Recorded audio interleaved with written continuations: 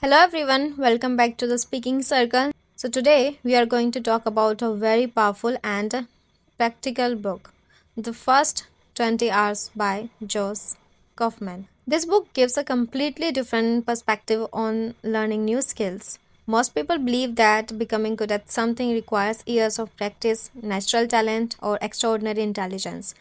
Because of this mindset, many people never even start learning, and trust me, I am one of them, but I'm improving nowadays. You know what they think? I'm too late. I'm not talented. I don't have enough time.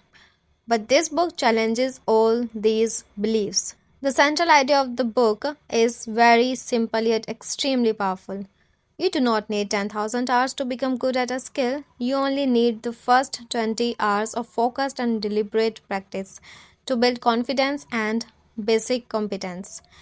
Now, the author is not saying that 20 hours can make you a world class expert. Of course, not.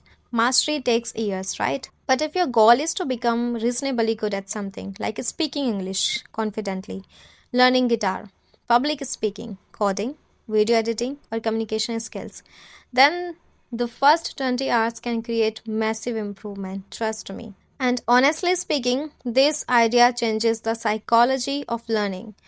One of the most important concepts in this book is called the frustration barrier. According to the author, the hardest part of learning any skill is always the beginning, and I completely agree with this fact.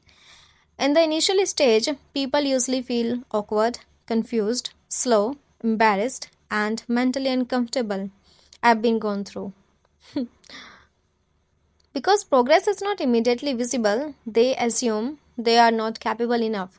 But the truth is, this uncomfortable feeling is completely normal. Every learner experiences it. This is one of the strongest lessons from the book. Small progress builds confidence. The same principle applies to almost every skill. The author explains that learning is not about immediate perfection. It is about surviving the uncomfortable beginning. If someone focuses only on a few basic chords and practices one simple song repeatedly, improvement becomes visible surprisingly quickly. The problem is not lack of ability, the real problem is quitting too early. Another extremely important lesson from the book is the difference between passive learning and active practice.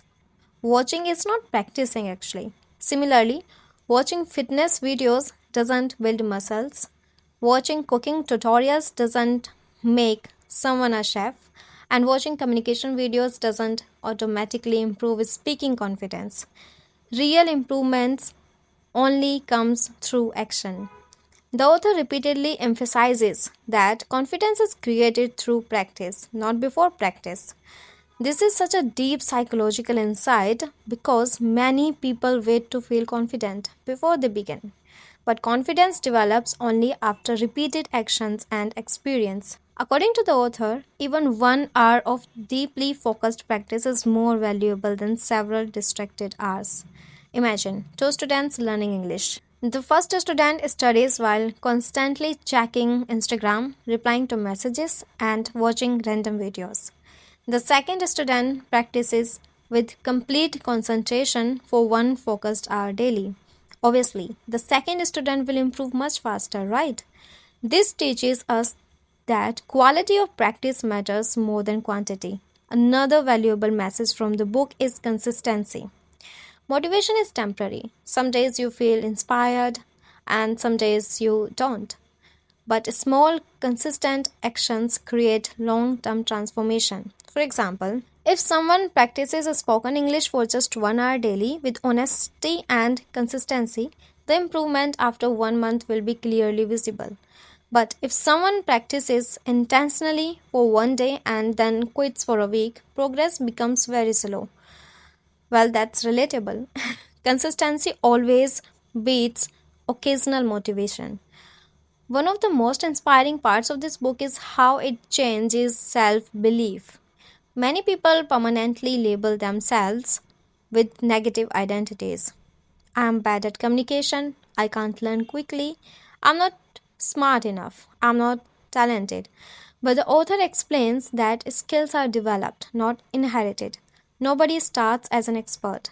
Every confident speaker, musician, athlete, or creator was once a beginner who struggled in the beginning. And honestly, this realization is very empowering. Overall, the first 20 hours is practical, motivating, and easy to understand. It teaches us that the beginning of every skill feels uncomfortable, but discomfort doesn't mean inability. Most people fail not because they are incapable, but because they stop before progress becomes visible. So, for everyone watching this video, here's the biggest lesson from the book: stop waiting for the perfect moment. Stop waiting to feel fully confident. Choose one skill you genuinely want to learn and give it your honest 20 hours with patience, focus, and consistency. Whether it is English speaking, communication, public speaking, content creation, coding, or any other skill, improvement will come if you continue beyond the frustration barrier. And remember this powerful line: you do not need to be perfect to start. You only need the courage to continue. If you enjoyed this review, do not forget to like, share, and subscribe to the Speaking Circle for more book reviews, communication tips, and English learning content. Thank you for watching and keep learning, keep growing. I'll see you with the next video.